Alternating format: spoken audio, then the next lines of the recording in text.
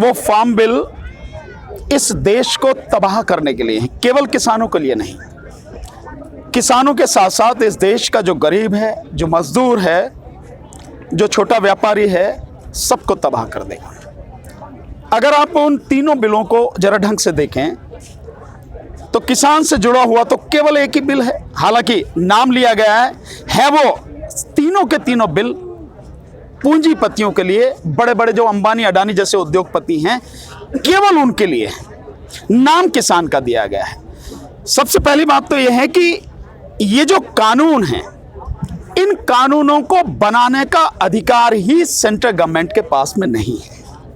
केंद्र सरकार, मोदी सरकार के पास में इसको बनाने का अधिकार नहीं है। किसके पास में है सर? इसका अधिकार केवल और केवल राज्यों के पास में है, अलग अलग स्टेट्स के पास में है। क्यों है कि जो हमारा संविधान है, उस संविधान में संघीय ढांचा है, तो केंद्र किन किन विषयों पर काम करेगी, किन पर कानून बना सकेगी, राज्य किन विषयों पर कानून बना सकते हैं, किन पर काम करेगी, और राज्य और केंद्र अगर परिस्थिति हो तो किन विषयों पर कानून बना सकेगी, इसका बंटवारा अनुच्छेद 246 में, 246 में और उसकी 7वीं अनुसूची में बहुत डिटेल में दिया गया है।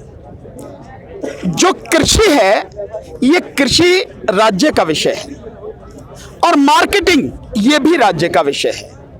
अगर आप स्टेट सूची में जाएंगे, हर स्टेट का बिल्कुल हर स्टेट अपने हिसाब से बना सकता है अगर उसको चाहिए तो, क्योंकि सब्जेक्ट जो है, जिस समय पार्लियामेंट में डिबेट चल रही थी कॉन्स्टिट्यूशन पर, तो ये बहुत सोच समझ के रखा गया था कि कृषि को केंद्र का विषय न बना के स्टेट का विषय बनाया जाए, क्योंकि परिस्थिति कभी भी कैसी भी आ सकती है।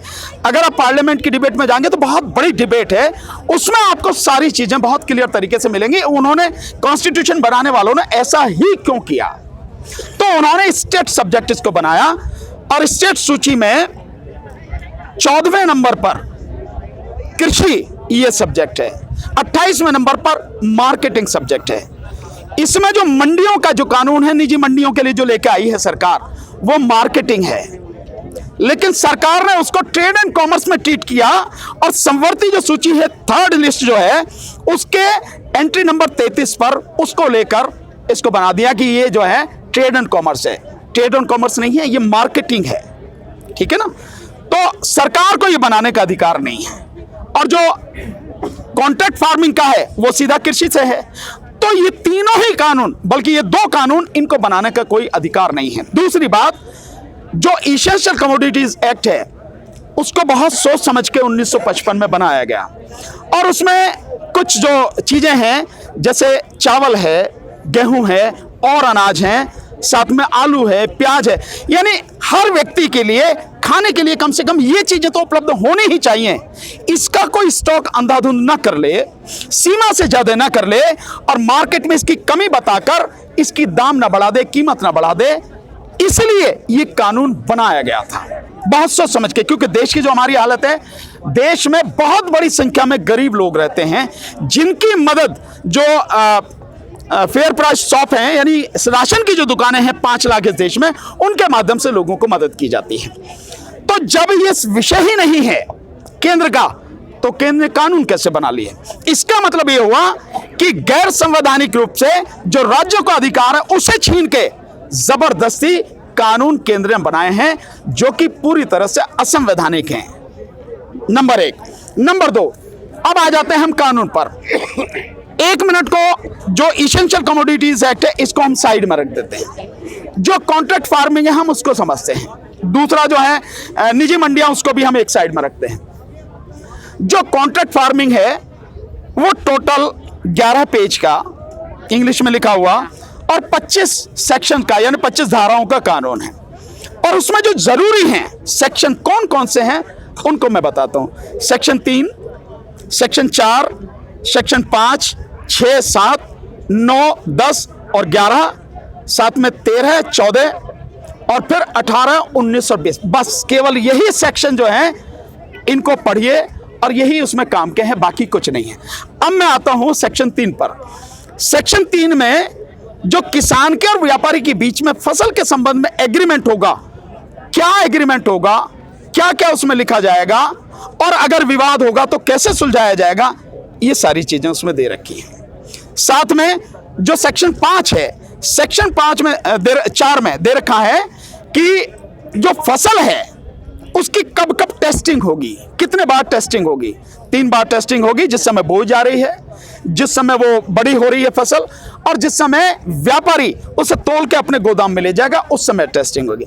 सेक्शन 5 में कीमत क्या होगी, कीमत कैसे तय होगी, वो दिया गया है। सेक्शन 6 में जो व्यापारी फसल लेके जाएगा तो पेमेंट कब होगी किसान को, ये उसमें बताया गया है। और फिर इसी तरह से आगे और चीजें सेक्शन उसमें 7 में और सेक्शन 9 और 10 में बताई गई हैं। 11 में बताया गया है कि अगर ये एग्रीमेंट है, इस एग्रीमेंट को खत्म करना हो तो कैसे खत्म होगा। सेक्शन 13 में जो बताया गया है, उस सेक्शन 13 में कुछ और चीजें हैं कि जो ये सारी चीजें हो रही हैं कैसे इसको डील करेंगे वो सारी चीजें। फिर 18 में वो बताया जाएगा कि जो एसडीएम है, एडीएम है और डीएम है, ये जो काम करते हैं या स्टेट गवर्नमेंट या सेंट्रल गवर्नमेंट, उस किसी भी काम के लिए इस एक्ट के तहत जो करेंगे कोई उत्तरदायी नहीं है, यानी कि उनको पूरी तरह से बचा दिया गया है। कॉन्ट्रैक्ट फार्मिंग पे पूरी तरह से, मतलब वो कुछ भी कर दें, उसमें किसान की वो गर्दन भी काट दें, कोई फर्क नहीं पड़ता, लेकिन उसके लिए वो जिम्मेदार नहीं है। यानी सरकार ने केंद्र सरकार को, राज्य सरकार को, एसडीएम, एडीएम, डीएम यानी जितने सरकारी अधिकारी कर्मचारी इसमें इन्वॉल्व होंगे वो कुछ भी करेंगे, उनको खुली छूट दे दी है, वो कुछ नहीं कर सकते, उनके बिल्कुल ओपन प्लेटफॉर्म। अब मैं आता हूं सेक्शन 3 पर। सेक्शन 3 में जो एग्रीमेंट होगा, ये केवल एक सेक्शन इतना काफी है, आपको सारी चीजें समझ में आ जाएंगे। देखिए, जो मोदी भक्त हैं या अंधभक्त हैं या कुछ लोग, दिक्कत यहां पर यह है कि लोगों ने कानून पढ़ा नहीं है। एक्चुअली मैंने बहुत सारे अंधभक्त लोग मुझे कहते हैं कि एक बार किसान कॉन्ट्रैक्ट फार्मिंग करके तो देखे। मैं आप बिल्कुल सही कह रहे हैं। मैं वही बताऊंगा कि एक बार, यानी एक बार आदमी से कहो कि तू ऊपर से खाई में से कूद जा, खाई पे खड़ा ना कूद जा ऊपर नीचे को, और फिर उसके बाद में क्या होगा तेरा, उसके बाद में तो अंतिम संस्कार ही होगा, इसके अलावा तो कुछ होगा नहीं। ये वो कहना चाह रहे हैं, यही उनकी पॉलिसी है। अब मैं आपको बताता हूं, इसी से आपको समझ में आ जाएगा। मैंने जैसा कहा कि लोग पढ़ते नहीं हैं और पढ़े लिखे भी नहीं पढ़ते हैं, दिक्कत ये है, तो समझेंगे कैसे कानून को। और दूसरी चीज आप ये समझिए, माना 2 + 2 हैं, तो आप आगे 4 न लिखें, 2 + 2 का मतलब 4 ही है। अगर 2 × 2 लिखें उसका मतलब भी 4 ही है। 2 - 2 लिखें तो उसका मतलब 0 ही है ना। 0 लिखने की जरूरत तो नहीं, 4 लिखने की जरूरत तो नहीं।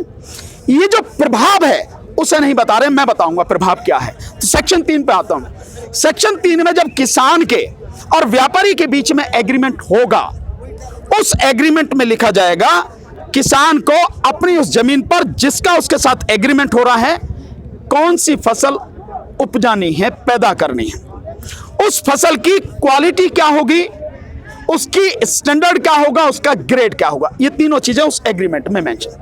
अब उस फसल के लिए खाद, बीज, कीटनाशक, मशीनरी, टेक्नोलॉजी, सारी चीजें वही व्यापारी प्रोवाइड कराएगा जिसके साथ में एग्रीमेंट हो रहा है।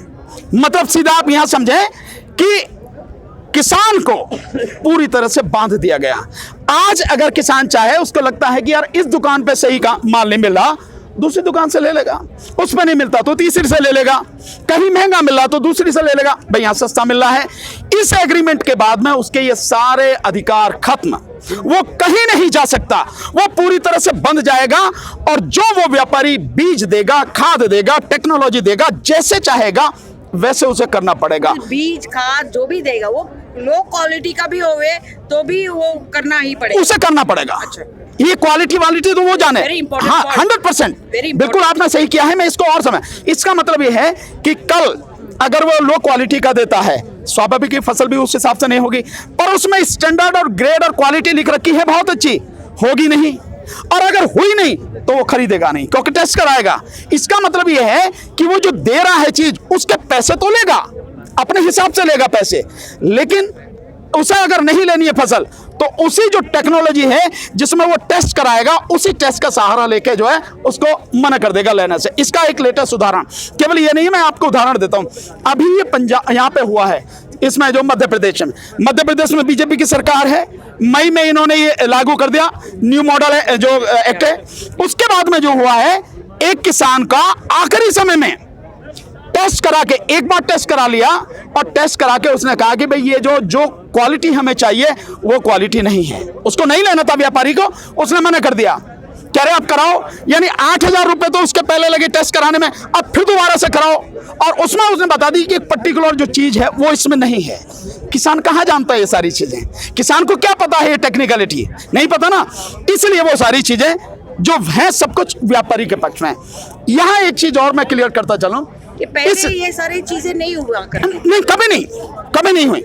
मैं यहाँ एक चीज और आपको साफ करूं, इस देश में केवल किसान ही ऐसा व्यक्ति है जो पैदा करता है, उसकी जो फसल है उसकी कीमत वो तय नहीं करता, उसकी कीमत तय करेगी या तो सरकार जो एमएसपी के रूप में है, और यह करेगा लेने वाला व्यापारी। मतलब वो पैदा कर रहा है, उसे मालूम है कि कितनी लागत लगी है, कितनी इसमें मेहनत लगी है, फिर भी अपनी फसल की कीमत वो तय नहीं कर सकता।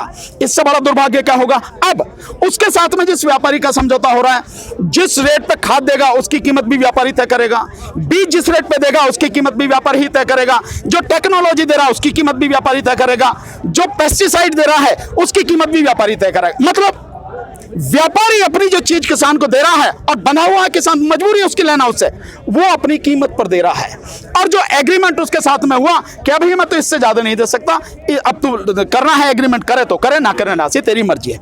मतलब ये हो गया कि किसान की आजादी पूरी तरह से खत्म। अब आप ये सोचिए कि जब फसल पर एग्रीमेंट हो गया, खाद बीज उसने दे दिए, और इसके साथ में तय होगा कि इस फसल की कीमत क्या होगी, यानी बोने से पहले जो एग्रीमेंट होगा उसी एग्रीमेंट में कीमत भी तय हो जाएगी। इसका मतलब यह हुआ, जो सरकार कह रही है कि एमएसपी थी, एमएसपी है और एमएसपी रहेगी। अब मैं इससे आगे जोड़ता हूं कि एमएसपी अगर इसको 4 गुना भी कर दे और कानून बना दे, तब भी किसी किसान को एमएसपी नहीं मिलेगी। क्यों?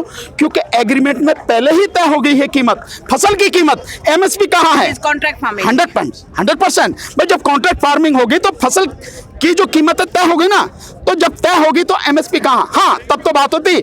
सरकार इस कानून में यह करती कि एमएसपी से नीचे कोई भी कीमत तय नहीं होगी, उससे कम पे कोई भी व्यापारी खरीदेगा नहीं, और ये मैंडेटरी है, और अगर खरीदेगा या एग्रीमेंट हुआ तो उसकी सजा होगी। तब तो बात आई, ऐसा नहीं है उसमें। तो अब आप देखिए कि कीमत तय होगी, एमएसपी खत्म होगी।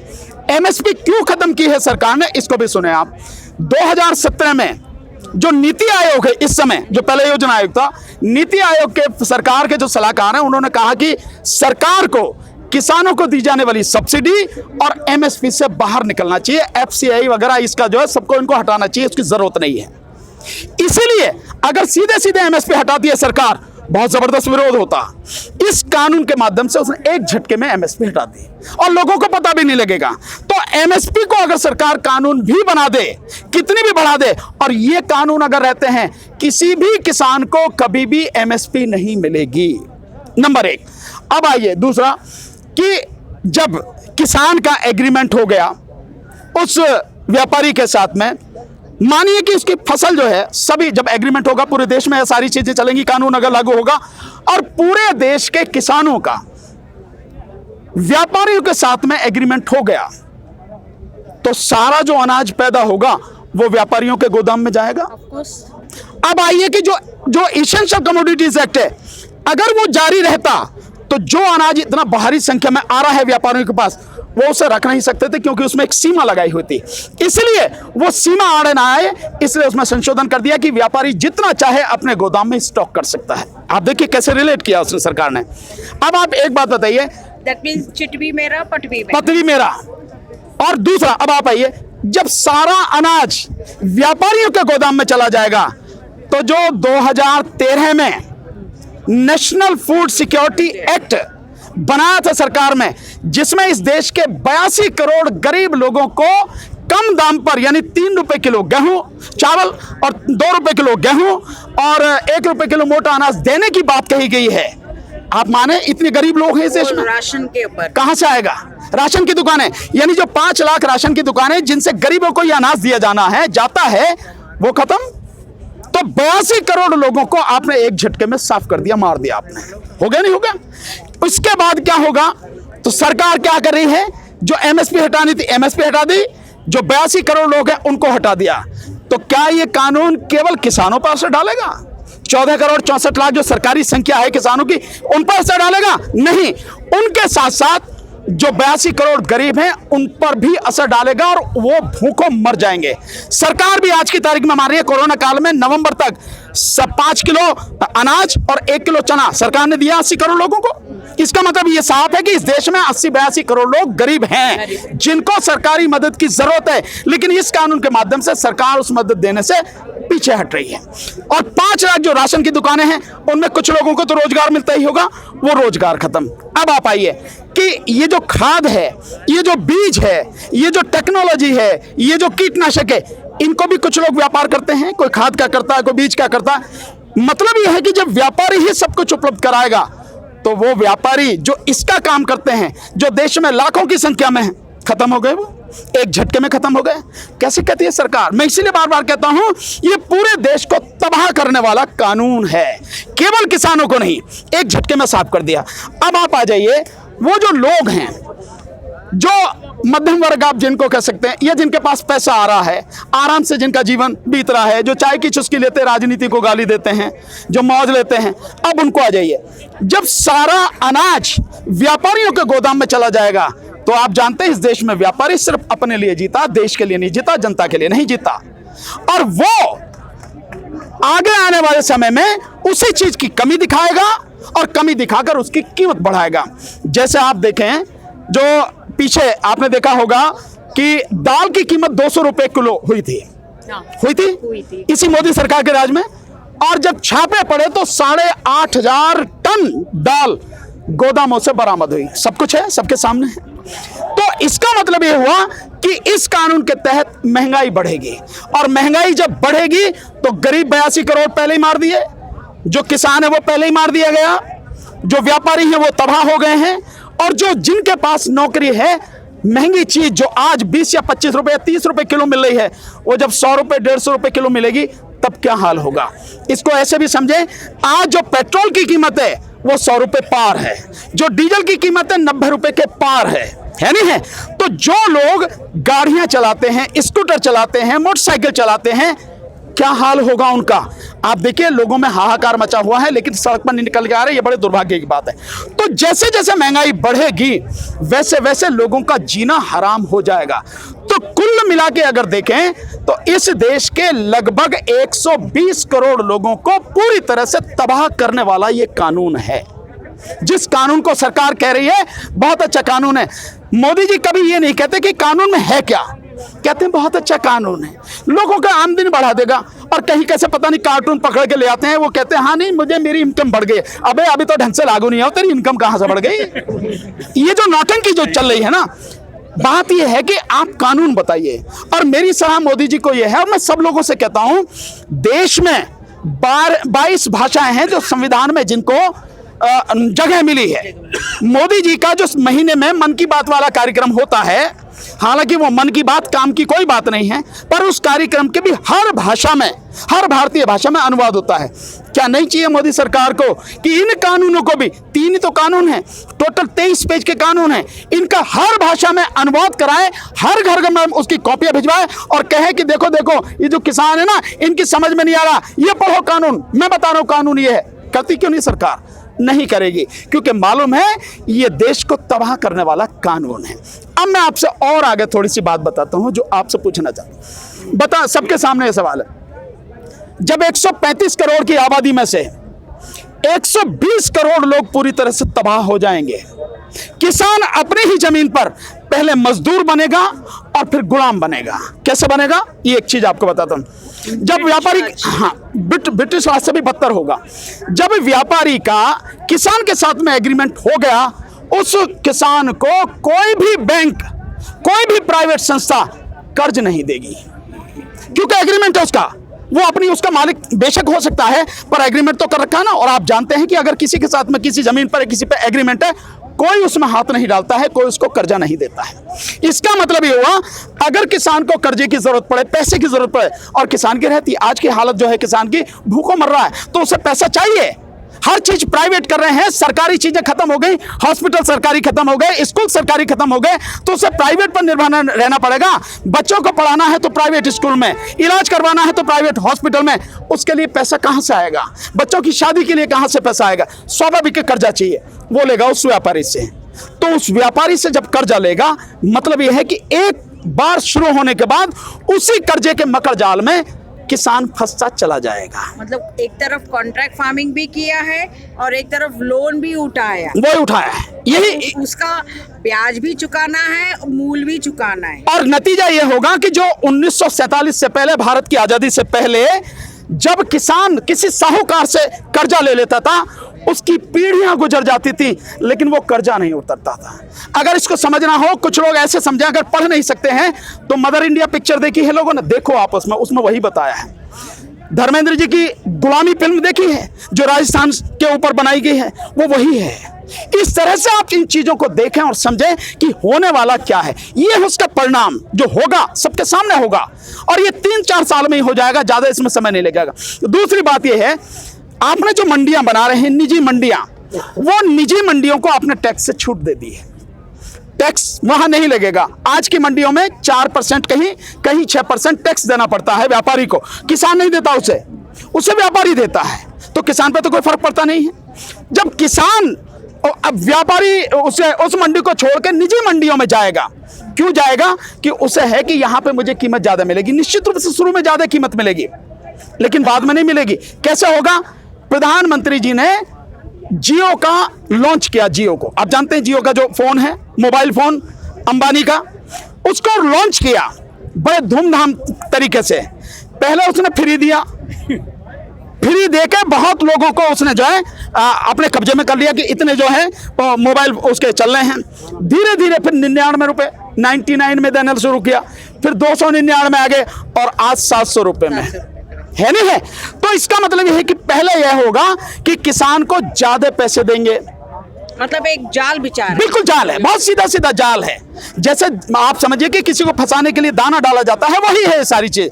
पहले उसको ज्यादा देंगे बाहर वाले, और वो बाहर वाले जो देंगे उस पर फर्क क्या पड़ता है? अगर वो मंडी में जाता तो 6% 4% उसे देना पड़ता ना, वहां वो उसे बचत होगी, सरकार ने बचत करवा दी उसकी, और वो जो बचत है वो उसको किसान को दे देगा। लेकिन नतीजा क्या होगा? धीरे धीरे 1 साल 2 साल 3 साल उसे ज्यादा मिलेगा। जब वो मंडियां खत्म हो जाएंगी, फिर वो जैसा चाहेगा वैसा देगा, जैसा मैंने जियो का आपको उदाहरण बताया है। अब दूसरा देखिए, जो असर लोग नहीं समझ पा रहे, इसका असर क्या होगा?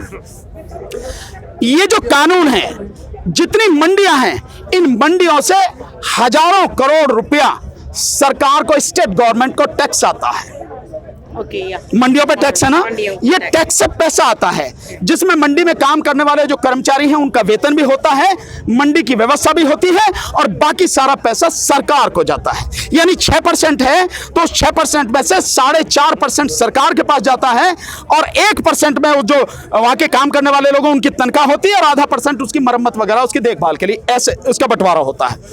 जब टैक्स जो है, जिससे इनकम होती थी स्टेट की, वो इनकम स्टेट की बंद हो गई, तो स्टेट किस पर निर्भर रहेगा? सेंट्रल गवर्नमेंट पर, सेंट्रल गवर्नमेंट पे। अब आपको मैं यहां जोड़ता हूं कि इस सेंट्रल गवर्नमेंट ने जीएसटी करके जो टैक्स कलेक्शन, सेल टैक्स वगैरह होता था, सबकी जगह जीएसटी बना दिया, और स्टेट का टैक्स भी यही कलेक्ट करने लगा। लेकिन बेईमान मोदी जी, अब मैं यही शब्द इस्तेमाल कर रहा हूं, बेईमान मोदी जी और बेईमान मोदी जी की सरकार, स्टेट गवर्नमेंट का लगभग 35,000 करोड़ से ज्यादा का जो टैक्स बनता था जीएसटी का, वो आज तक उन्हें दिया नहीं, और कह रही है कि आप रिजर्व बैंक से कर्जा ले लो। क्यों लेना भाई कर्जा, जब स्टेट गवर्नमेंट का 35,000 करोड़, 35,000, मैं बता रहा हूं आपको। दूसरा, मैं आपको बता, इसका असर क्या? ये लोग समझते नहीं है, क्योंकि लोगों को समझने के लिए एजुकेशन चाहिए, वो नहीं। इससे भी आगे जो चीज है, ये तो अमाउंट कुछ नहीं है, पैसा कुछ नहीं है। आगे जो होने वाला है, मोदी जी एक नारा देते ना, एक राष्ट्र एक इलेक्शन, देते ना नारा, 1 नेशन 1 इलेक्शन। अब मैं आपको बताता हूं कैसे ये जुड़ा। 100%। अब आप देखिए, तो स्टेट का जो पैसा है वो उसे मिल नहीं रहा, स्वाभाविक केंद्र पर निर्भर होगा। और ये भी जो उसका पैसा आता था मंडी समिति का, ये खत्म कर दिया, तो इसकी इनकम और कम हो गई, तो मतलब और ज्यादा वो सेंटर पर निर्भर हो गया। और सेंटर यही चाहता है कि पूरा देश उस पर निर्भर हो जाए, सारे स्टेट उसके सामने भीख मांगते रहें और फिर उसका फायदा उठा के इस देश का फेडरल सिस्टम जो है उसको पूरी तरह से खत्म कर दिया जाए। इसीलिए 100% रिपब्लिक को, जो आज गणतंत्र है हमारे देश, इसको राजतंत्र में बदलने की साजिश है और उसका यह षड्यंत्र है जो लोगों की समझ में कभी नहीं आएगा। ये है काम उसका, यानी कि राज्य में जो विधानसभा है वो खत्म हो जाएंगी, राज्यों में जो एमएलए है वो खत्म हो जाएंगे, राज्य पूरी तरह से सेंटर में हो जाएंगे, तभी होगा वन नेशन वन इलेक्शन। मतलब ये है कि बस मोदी जी खड़े हैं, उन्हीं को वोट दो, उन्हीं को जिताओ और प्रधानमंत्री की जगह वो राजा बन जाए। इसका फेडरल स्ट्रक्चर बहुत बुरी तरह से इससे तबाह होगा। ये है एक साजिश जिस तरह से स्टेट को पूरे उस पर निर्भर करना है। मतलब हमारी जो रिपब्लिक है वो खत्म हो जाएगी। दूसरा बिल्कुल यही और ये इनके उसी हिंदू राष्ट्र का एजेंडा है। ये वैसे नहीं हो रहा, ये हवा में नहीं हो रही है, ये सारी चीजें उनके उसी हिंदू राष्ट्र के एजेंडे की तरफ चल रही हैं, जिसे आरएसएस कहती है 100 साल उसके पूरे होंगे 2025 में, और 2025 में देश को हिंदू राष्ट्र की घोषणा करेगी। समझे ना? मैं नहीं जानता कि आप इसको दिखाएंगे नहीं दिखाएंगे, पर मैं आपको वो सारी चीजें बता रहा हूं आपको जो होना है और जो इसका प्रभाव है। अब एक प्रभाव, आखिर में एक प्रभाव और देखिए, जब 120 करोड़ लोग गुलाम, मजदूर और भिखारी बन जाएंगे तो शहर शहर में जो दुकानें खुली हुई हैं, हजारों लाखों की संख्या में, करोड़ों की संख्या में पूरे देश में दुकानें हैं, छोटी छोटी दुकानें ना, किसी की जो किराना की दुकान है, किसी की जो और जनरल स्टोर है, किसी की किसी चीज की, बाजार जो सजे पड़े हैं, सारे बाजार, सारे व्यापारी, छोटे व्यापारी पूरी तरह से तबाह हो जाएंगे। क्यों हो जाएंगे? आदमी के पास खाने के लिए रोटी नहीं है तो खरीदने क्या जाएगा? नौकरियां मोदी जी खत्म कर चुके हैं। 35 करोड़ लोग आज की तारीख में इस देश में बेरोजगार हैं, नौकरियां है नहीं, रोजगार है नहीं, और आपने और पूरी तरह से लोगों को तबाह कर दिया। तो लोग केवल गुलाम और मजदूर रहेंगे, जिनको ये टुकड़े डालेंगे इनके लिए काम करेंगे, जिसको जिंदा रहना। ये एक भयानक प्लान है जिसको लोग समझाने की कोशिश नहीं कर रहे, समझते भी नहीं हैं, और जिसको कहते हैं कि नहीं सब कुछ बढ़िया है।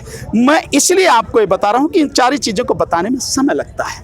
ये है मोदी जी का ये काला कानून, जिसे कहते हैं कि किसानों की समझ में नहीं आता। मोदी जी, आप जैसे अनपढ़ों की समझ में नहीं आता, हमें तो सब मालूम है कि आपने जिस तरह से देश को इन अंबानी अडानी की चौखट पर गिरवी रख दिया है और जो उनकी गुलामी कर रहे हो ना, आपको समझ में नहीं है, आप समझाना नहीं चाहते हो देश को, लोगों के सब समझ में आ रहा है। जय जवान जय किसान, जय जवान जय किसान, भानु प्रताप जिंदाबाद जिंदाबाद, भानु प्रताप जिंदाबाद जिंदाबाद। सर एक क्वेश्चन पूछना है, नेशनल मीडिया आप कितना आपको सपोर्ट किया? अरे सपोर्ट करने के differentiate between national media and social media? 100% मैं आपको बताता हूँ। देखिए, नेशनल मीडिया, ये तो अब बड़ी शर्म की बात होगी कि उसे नेशनल मीडिया कहना पड़ता है। उसके लिए एक ही शब्द सबसे बढ़िया है, गुलाम और दलाल मीडिया। जो असली मीडिया है वो उससे अलग हटके सोशल मीडिया है। आखिर मीडिया का काम क्या है? मीडिया का काम है सच लोगों के सामने रखना। क्या नेशनल मीडिया ने रखा है? नहीं रखा। इतना बड़ा आंदोलन पूरे देश भर में चल रहा है, कहीं नेशनल मीडिया नहीं दिखाता। उसके नेगेटिव पहलू बना के, झूठे बना के और उनको दिखाता है। जैसे मैं एक उदाहरण बताऊं, ये जो पूरा आंदोलन चला, उसमें लास्ट में जाके पीछे पहले दिखाया, ओ एक कैंप, उसमें जो साथी हैं वहां से दिन में यहां आ जाते हैं, उसे दिखाया, देखो खाली हो गया, पूरा खाली हो गया, सब खाली पड़े थे। ये नेशनल हवा में चल रही है बातें। ये नेशनल मीडिया का काम नहीं है। नेशनल मीडिया का काम है जैसा सच है, अच्छा है, बुरा है, आप उसको दिखाओ। दूसरा, अगर देश के विरोध में कुछ हो रहा है उसके खिलाफ आवाज उठाना, सरकार से सवाल करना, ये नेशनल मीडिया की जिम्मेदारी है। इसीलिए नेशनल मीडिया या मीडिया को लोकतंत्र का चौथा स्तंभ कहा जाता है। ऐसा काम तो कहीं नहीं है। और इतनी बड़ी गुलामी, इतनी बड़ी दलाली जिस तरह से तलवे चाट के एक सरकार विशेष के मीडिया कर रहा है, मैंने अपने जीवन में कभी नहीं देखा जो ये काम कर रहा है। धन्य हैं रवीश कुमार जी जैसे लोग जो बिल्कुल बिना डर के सच दिखा रहे हैं। धन्य हैं पुण्य प्रसून वाजपेयी जी जैसे लोग कि मीडिया से उन्हें निकाल भी दिया, उसके बावजूद भी देश के प्रति अपनी जिम्मेदारी ईमानदारी से निभा रहे हैं, लगातार सारे फैक्ट लोगों के सामने रख रहे हैं। धन्य हैं वायर जैसे, न्यूज क्लिक जैसे, और आपके जो है द क्विंट जैसे, और आप जैसे जो सोशल मीडिया के इतने साथी हैं। मैं तो मानता हूं आज की तारीख में नेशनल मीडिया वही हैं, जो काम उन्हें करना था वो नहीं कर रहे, वो काम आप कर रहे हैं। ये है नेशनल मीडिया में और आज के मीडिया में फर्क। सर, अभी जो पेट्रोल का दाम बढ़ा हुआ है, पेट्रोल डीजल, ये आज के तारीख में किसानों को कितना फर्क होने वाला है, क्या होने वाला आप है? देखिए इतना फर्क होने वाला है मैम। थोड़ा सा आप पीछे चले जाइए, 2014 से पीछे हम चलते हैं। मोदी जी का जिस समय शासन नहीं था, एक समय ऐसा आया था मनमोहन सिंह जी की सरकार में, जब अंतर्राष्ट्रीय बाजार में $145 प्रति बैरल का रेट कच्चे तेल का था। उस समय भी यहां पर 72-73 रुपए लीटर पेट्रोल बिका और डीजल उस समय भी यहां पे 35 और 40 से ज्यादा नहीं था, 35 या 38 के आसपास था।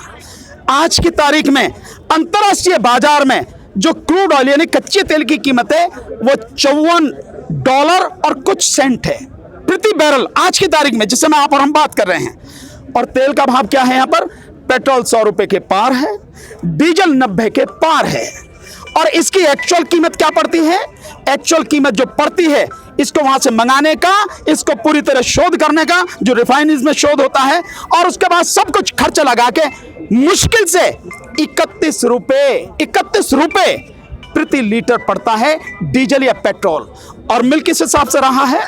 वो मिल रहा है 100 रुपए और 90 रुपए के पार। इसका मतलब इसमें राज्य और केंद्र सरकार दोनों का पैसा है। यानी आपको लूटने में कौन लगी है? राज्य सरकार भी और केंद्र सरकार भी। इससे फर्क नहीं पड़ता कि राज्य में किसकी सरकार है, कहीं किसकी सरकार, हर कोई लूटने में लगा। और कितना लूट रहा है, एक हद होती है।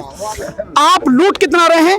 30 या 31 रुपए में पड़ने वाली चीज को आप 100 रुपए में दे रहे, यानी 3 गुना, 300% का मार्जिन ले रहे हैं। सरकार को शर्म नहीं आती? यही विकास है क्या? सरकार अपना खर्चा चलाने के लिए, अपनी मौज मस्ती के लिए जो मोदी जी लेके आए हैं 20,000 करोड़ के तो जहाज लेके आए हैं, और 20,000 करोड़ में जो विस्तार प्रोजेक्ट है जिसमें नई संसद बनाई जा रही है, ऐसे समय में जिस समय देश पूरी तरह से आर्थिक बर्बरता की तरफ चल रहा है, उस समय आप ये लेके आए हैं अपनी मौज मस्ती। सरकार ने नौकरियां नहीं दी, नौकरियां खत्म कर दी हैं, नई नौकरियां मिल नहीं रही हैं, सारे पब्लिक सेक्टर के यूनिट पूरी तरह तबाह कर दिए गए हैं, उनको निजी हाथों में दिया जा रहा है। उस सब के बावजूद सरकार का खर्चा 20% बढ़ गया। कैसे बढ़ गया आपका खर्चा? अगर आप लोगों को नौकरी देते, आप रोजगार इसमें मिलता और देश तरक्की कर रहा होता तो मैं मानता कि इस वजह से तनख्वाह बढ़ रही है, इस वजह से पैसा बढ़ रहा है। अब सब चीज आपने खत्म कर दी, फिर भी आपका खर्चा कैसे बढ़ रहा है? मोदी जी पे इतना खर्च कैसे हो रहा है? ये जो सारी चीजें हैं, इन सब के देखते हुए सरकार जो कर रही है बहुत गलत कर रही है। लेकिन मुझे सरकार से भी ज्यादा लोगों से शिकायत है, जो लोग घरों में बैठे हैं, दुबके हुए बैठे हैं, जिनके दिलों में डर है, बेवजह का डर है। मुझे भी तो डर हो सकता है, और मैं हमेशा जिंदा रहने वाला नहीं हूं। जब मौत आएगी मरूंगा, जब तक नहीं आई तब तक कुछ नहीं होने वाला है। तो क्या सबको मार देगी सरकार? क्या लोगों को नहीं चाहिए कि तुम्हारी गर्दन काटी जा रही है, तुमको पूरी तरह से तबाह किया जा रहा है? जिस समय सरकार को मदद करनी चाहिए, उस समय सरकार आपको लूटने में लगी है। आप किसी व्यापारी से, किसी उद्योगपति से या किसी और व्यक्ति से कैसे मना कर सकते हैं जब आप खुद 300% की लूट मचा रखी है आपने? 3 गुना आप लूट रहे हो। कैसे कहोगे भाई नहीं, इतना नहीं, इतना पैसा नहीं होगा, आप इस चीज का दाम इतना हो, कैसे कह दोगे आप? वो कहेगा भाई बकवास नहीं कर, तू जो है ना पहले ही तुम लूट रहे हो 300%, तो मुझे कैसे कह रहे हो? इसका मतलब सरकार जो लूट मचा रखी है, और अब तक की हालत यह है कि राज्य सरकार और केंद्र सरकार मिलके पूरे पिछले 6 साल में 30 लाख करोड़ से ज्यादा रुपए पेट्रोल और डीजल से लूट चुके हैं, जिसमें अकेले केंद्र सरकार का हिस्सा जो है वो 20.5 लाख करोड़ का है। मतलब कोई लिमिट भी होती है लूटने की? केवल एक चीज से आप लूटे चले जा रहे हैं। कैसे आप कहेंगे लोगों को? यह है इतना भयानक जो इस समय चल रहा है। ये असर किसानों के ऊपर किस तरह हो? किसानों पर जो असर है, जो डीजल है इस्तेमाल होता है, खेती में डीजल इस्तेमाल होता है, तो वो जो पंप हैं, बोरिंग वगैरह जो होते हैं उसके लिए चाहिए, और इसके अलावा जो ट्रैक्टर है उसमें चाहिए। और ये भी कितनी बड़ी संख्या में होता है ये भी एक समझने का। 28% डीजल, इस देश में जितना डीजल इस्तेमाल सब जगह होता है उसका 28%, यानी 100 लीटर अगर डीजल बिका तो 28 लीटर केवल खेती में काम आता है। इसका मतलब यह है इतनी भारी संख्या में किसानों के ऊपर आप कितना बोझ डालें। सरकार ने, गन्ना किसान है, गन्ना किसान का पिछले 4 साल से रेट वही की वही है, 325 रुपए क्विंटल। चीनी का रेट क्या है आपको सबको मालूम है। साथ में उनका 1 पैसा नहीं बढ़ाया। उत्तर प्रदेश में योगी सरकार ने 4 साल में मात्र 10 रुपए बढ़ाए हैं। उनके समाजवादी पार्टी के समय में 315 रुपए था, अब 325 रुपए हो गया। आपने उसमें पैसा बढ़ाया नहीं। आपने जो खेती में काम आने वाली चीजें जैसे यूरिया में 5 किलो जो है कम कर दिया, 50 किलो का कट्टा 45 किलो कर दिया। इसी तरह से डीएपी का 50 किलो का 45 का कर दिया और रेट बढ़ा दिए। अभी करीब 250 रुपए उस पर बढ़ाए गए हैं डीएपी पर। यह स्थिति है। साथ में 883 करोड़ रुपया जो है वो किसानों का अभी बकाया है, गन्ना किसानों का। ये स्थिति है। तो जो किसानों पे असर है वो बहुत भारी असर है, बहुत बड़ा असर है, क्योंकि बहुत बड़ी संख्या में, बहुत बड़ी मात्रा में किसान डीजल का उपयोग करते हैं खेती में। So one final question, since आप सुप्रीम कोर्ट तो लिंक्ड हो, you are a very polished advocate of Supreme Court. Thank you. एक प्रश्न पूछना है। अब ये डेडलॉक हो गया है किसानों के बीच और सरकार के, किसान और सरकार के बीच में। ये डेडलॉक का कैसे, कहाँ, कौन सा रास्ता है जो खुलेगा? नहीं, रास्ता तो देखिए सरकार के लिए तो 1 मिनट का काम है। सरकार को कानून वापस लेने 1 मिनट में खत्म हो जाएंगे। ये डेडलॉक जो लगाया है इसके जिम्मेदार मोदी जी हैं, क्योंकि मोदी जी बड़ी कई तरह की भाषा बोलते हैं। संसद में जब वो राष्ट्रपति के अभिभाषण पर धन्यवाद प्रस्ताव कर रहे हैं तो लोकसभा में, राज्यसभा में उन्होंने कहा कि कानून वापस नहीं होगा। डेडलॉक लगा दिया उन्होंने। ठीक है, अगर आप इस पर अड़े हैं तो हमारे पास क्या है काम? हमारे पास है कि हम पूरे देश को जगाएं। नहीं, एक कहते हैं एक फोन कॉल की दूरी मतलब नहीं रहा। आप बताइए, आप भेंजे, आप बताइए मुझे कि एक तरफ तो आप कह रहे हैं कि कोई कानून वापस नहीं होगा और हमारी सबसे बड़ी डिमांड है कि कानून वापस हो और एमएसपी को कानून बनाओ, तो उन्होंने बैरियर लगा दिया। फिर किसी बात का मतलब क्या? फोन कॉल का क्या मतलब? आप समझ रहे हो कि आप ही ताकतवर हो, हम झुक जाएंगे, आप अपने से कमजोर समझ रहे हो। अरे 56 इंची सरकार आपसे ज्यादा मजबूत है। किसान था भी, है भी और रहेगा भी, और आपको हम बता देंगे कि हम कितने ताकतवर हैं। ये जो सरकार कर रही है, सरकार ने बैरियर लगाया है, उसने बंद किया है दरवाजा। हमें इससे कोई फर्क नहीं पड़ता। हमारा काम है आपने दरवाजा बंद कर दिया, हम देश में घर घर, गांव गांव जाके लोगों को बताएंगे, लोगों को समझाएंगे। और इसी के लिए जो पंचायतें चल रही हैं, गांव लेवल पर जगह जगह जो पंचायतें चल रही हैं, वो उसी का नतीजा है। साथ में जो हम बहिष्कार का नारा दे रहे हैं अंबानी और अडानी और लाला रामदेव के उत्पादों का, हम उसको और तेज करेंगे। लोगों को समझाएंगे कि ये बहिष्कार जितना मजबूती से कर सकते हैं वो करें। हम अपना काम करेंगे, सरकार अपना काम करे। लेकिन मैं आपको बता दे रहा हूं सरकार के अंदर खलबली क्या है। सरकार ने कल 2 मीटिंगें की। एक मीटिंग जो इनके राष्ट्रीय अध्यक्ष हैं जेपी नड्डा, उन्होंने गृह मंत्री और कृषि मंत्री को बुलाया, साथ में उत्तर प्रदेश, पंजाब और हरियाणा के जो बीजेपी के नेता उनको बुलाया, इस पर चर्चा करी, इस किसान जो आंदोलन चल रहा है। इसके साथ साथ जो संजीव बालियान हैं, मुजफ्फरनगर से सांसद हैं, उनके यहाँ पर बुलाई गई गृह मंत्री के कहने पर कि सारे जाट नेताओं को बुलाओ। जाट नेताओं को, जाट नेता जो हैं वो किसान हैं, उनको आप एक जाति विशेष में बांटने का बड़ा दुष्चक्र जो फैलाने की कोशिश कर रहे हो, जाटों को जो बदनाम करने की कोशिश कर रहे हो। जाट इतना समझदार है, इतना सरल व्यवहार का व्यक्ति है, वो जानता है कि क्या चीज है।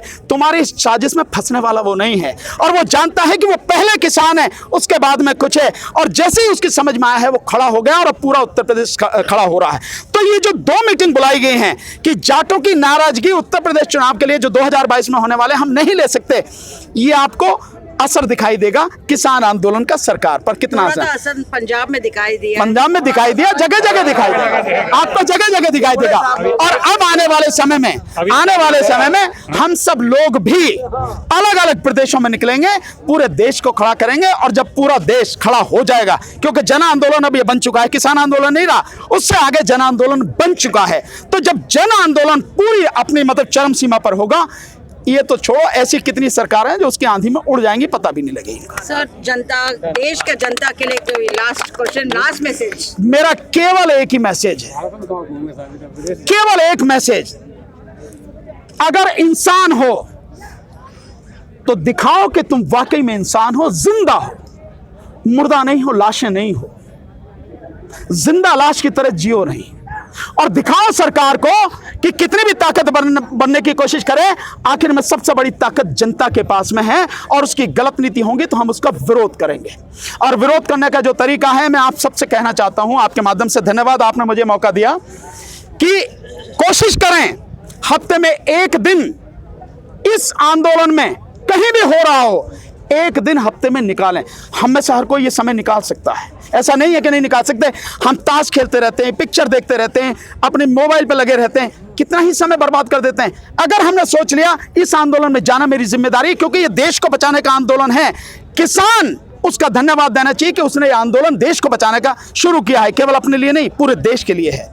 तो इस आंदोलन में निश्चित रूप से हफ्ते में एक दिन का समय दें। साथ में जो हमारा बहिष्कार का नारा है, अंबानी, अडानी और लाला रामदेव के जो उत्पादन हैं उनका पूरी तरह से बहिष्कार कीजिए। अंबानी का पेट्रोल, डीजल, अंबानी के जितने भी 8,784 जो देश भर में या दुनिया भर में उसके जो स्टोर हैं उन पर से कोई सामान मत खरीदिए। आप देखेंगे जहां पर रिलायंस लिखा है वही अंबानी का है। रिलायंस डिजिटल हो, रिलायंस फ्रेश हो, रिलायंस जो आपका वो ट्रेंड हो, ये जितने भी हैं, रिलायंस एक और आता है, कितने भी, स्मार्ट और जियो जो फोन है उसको छोड़ें। अब पोर्ट नहीं हो रहा है, अंबानी ने उस पर जो रिलायंस वाले ने रोक लगा दिए, कोई दिक्कत नहीं, पोर्ट नहीं हो रहा तो उसको छोड़ के नया बोलो। लेकिन उसको इस बात का एहसास कराना है कि हम दो और हमारे दो इस देश को नहीं चलाएंगे, ये देश सबका है, सब मिलकर चलाएंगे, सबकी खुशी के लिए देश चलेगा। इसलिए अंबानी का बहिष्कार और अडानी का जो फॉर्च्यून है, अडानी के पेट्रोल पंप भी हैं, गैस पंप भी हैं, उनका बहिष्कार। पेट्रोल गैस भराना है कहीं और से भरा लीजिए, बहुत हैं, कोई जरूरी आप अडानी से भरवाएं, बहुत जगह हैं वहां से भरवाइए, आप रिलायंस से भरवाएं, क्या जरूरत है, कहीं और से भरवाइए। और फॉर्च्यून जो अडानी का है, फॉर्च्यून तेल, फॉर्च्यून आटा, फॉर्च्यून बेसन, फॉर्च्यून चावल, जिसमें भी फॉर्च्यून लिखा है सबका बहिष्कार कीजिए, अपने लिए किसी और मार्ग का खरीदिए। साथ में लाला रामदेव यानी पतंजलि के जितने उत्पादन हैं उनका बहिष्कार कीजिए। और जो रुचि सोया है, जो तेल है, बड़ी मजेदार इसकी कहानी आधा मिनट में बताता हूं। 1985 में रुचि सोया कंपनी बनी, 2017 में दिवाला निकाल के बेच दी गई। और खरीदी किसने? दिवाले उसमें जब एनसीएलटी में गए लाला रामदेव ने 4,350 करोड़ की, और कर्जा कितना था बैंक का? 12,000 करोड़। तो जो 4,350 करोड़ रुपए बैंक को जाना चाहिए था, उसको ना जाके बैंक से और लोन लेके ये कंपनी खरीद ली लाला रामदेव ने। जो आज मैं लाला इसीलिए कह रहा हूं, बाबा नहीं है वो, लाला है वो आज की तारीख में। तो ये जो है इनका फॉर्च्यून का, अडानी का, अंबानी का, पतंजलि का, रुचि सोया का पूरी तरह से बहिष्कार करो। और आखिरी बात, 1 साल के लिए इस देश को बचाने के लिए, मैं नहीं कह रहा कि मेरे लिए करो या किसी के लिए मत करो, अपने लिए, अपनी आने वाली पीढ़ी के लिए, अपने बच्चों के लिए करो।